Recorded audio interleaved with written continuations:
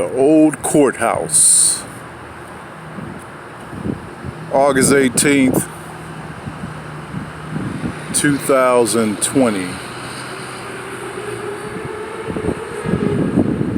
In front of the old courthouse in St. Louis, Missouri, where the stainless steel monument, the arch, was built. And this is where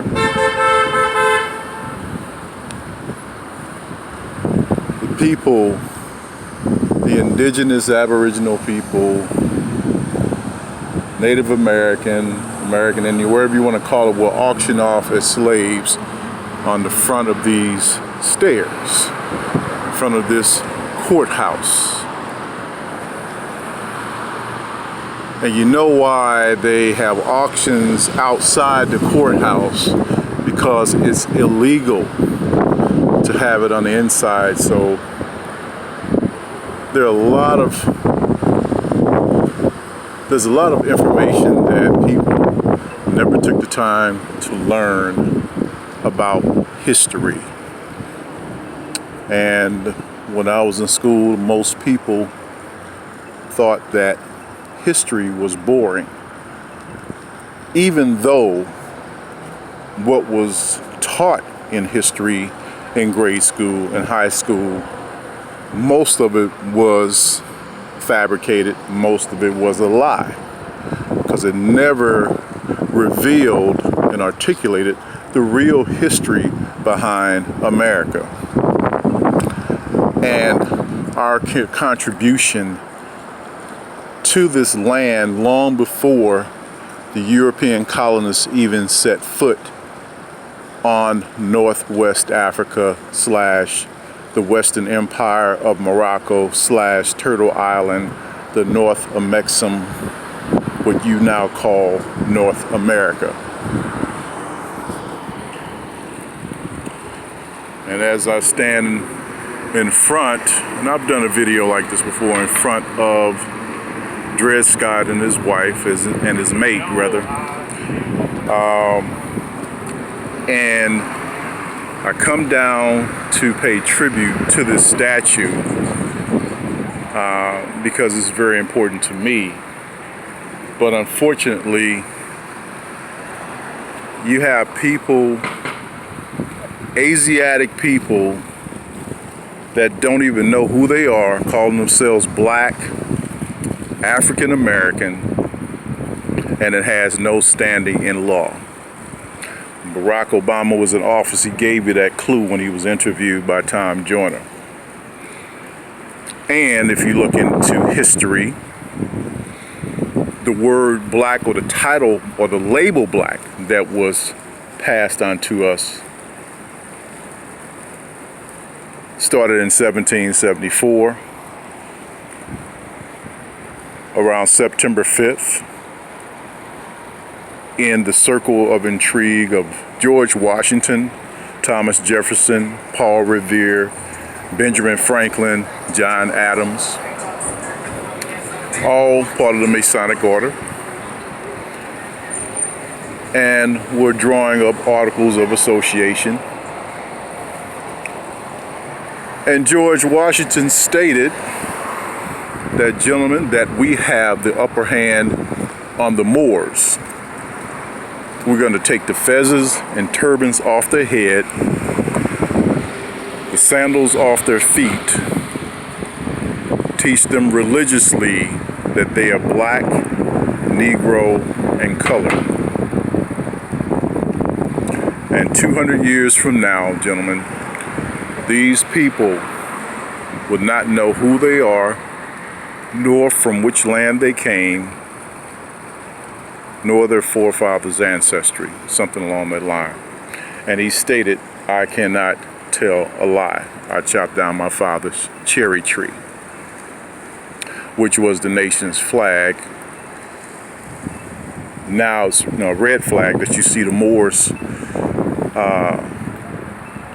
basically carry, a red flag that has a 5-star Pentofa, which stands for love, truth, free, love, truth, peace, freedom, and justice. But as you see here, Dred and Harriet Scott filed suit for their freedom at this courthouse in 1846. Their case reached the United States Supreme Court and was decided in 1857. The court ruled that the Scotts and all African Americans were not citizens of the United States. Opposition to the decision was one of the causes of the Civil War and led to the 13th, 14th, 15th Amendments to the Constitution. The Scots' struggle for freedom stands as a defining moment in the history of the Civil Rights Movement. Dedicated June 8, 2012.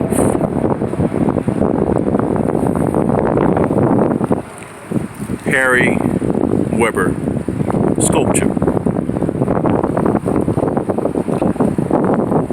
Very noble creation of the ancestor. Beautiful piece of work that Weber created in the Dred Scott Foundation. And yet, right to this very day, people, I don't know where you are at this moment. I live in Illinois, but I travel here about 45, 50 minutes to see the statue. Quite a bit. And it is a damn shame. And I've been coming down to this courthouse and acknowledging the statue for quite a few years. And it's a damn shame that you have people, the so-called black and African American people, running amok. Not just the people on the street, not just the ladies that's dropping it hot, not the thugs or the brothers that are just out having a good time. I'm talking about the so-called black people in 2- and 3-piece suits running for office. You never see any of these people down here gathering with younger people to give them a bona fide history of what this statue, this monument, this wonder is really all about.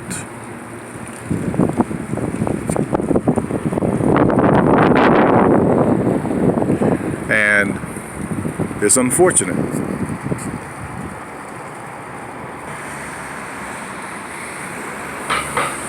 And as you've seen, a European that at least took the time out to take a photo to acknowledge the statue. And you have people that live here and have been living here for a long time and do not bring their own children or offspring down here to even articulate the history behind this immaculate monument. I mean, you take your kids or offspring to the mall, to the Galleria, all these other places, rushing to buy these shoes that's on sale at Foot Locker, and you can't even take the time to show them the history of a man and his wife who persevered tenaciously to fight for their freedom.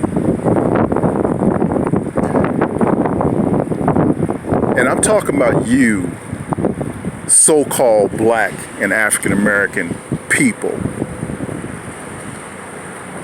All you do is go to the club every Tuesday, Thursday, and Saturday up until this point. And if it wasn't for this so-called virus, you'll still be at the club every Tuesday, Thursday, Friday, and Saturday. Kicking it. Dropping it like it's hot. Getting your liquor, getting your smoke on. While your offspring or children are with a babysitter looking at some damn demonic video game or something, some reality show that don't make sense. You women or you sisters are so caught up in Empire and all these other, nonsense shows. Empire is really ridiculous because we don't know what excuse my French, but what the hell an empire is, because you don't even, it's just pathetic. You all get into these programs and you don't understand nothing about civics and government. You don't desire to be empowered. You don't desire to acknowledge and research the work of your ancestors, going all the way back to ancient Kemet, Kibalan, Kupta. And you want justice. You have the audacity to ask for justice. And this is just my theory. Maybe we're getting our ass kicked. Maybe you're behind the freaking 8 ball because you don't acknowledge the ancestors. You don't look at the stars and acknowledge the movement of the stars and connect with the elements that give you life on this planet. All you think about is your freaking 9-to-5 job, your salary, how much so-called federal notes that you're making that you call money. As a matter of fact, you all talk about money. You don't even know what the freaking, this dollar bill, you don't even understand what the symbols actually mean between the dollar bill. And you have the audacity to grab and ask for money when you don't even understand the freaking symbols behind this $1 bill. And just to give you just a quick meaning, the two symbols you see here represents the treaty between the Moorish nation and the European nation. Of course, the Moorish nation, coming from Africa, is the incomplete pyramid with the all-seeing eye. And the stars and stripes and the eagle represented the European nation. This is about treaty, people, and honor at that time. And this is what you chase and don't even realize it's a note. It's not even real money. You kill for it. You sell your body for it. You sell out your neighbor. You sell out your own family, best friend for $1. You bend over for $1 and take it in the butt. Everything that you do, all those actors and everybody else that you see, they giving up something for this almighty dollar.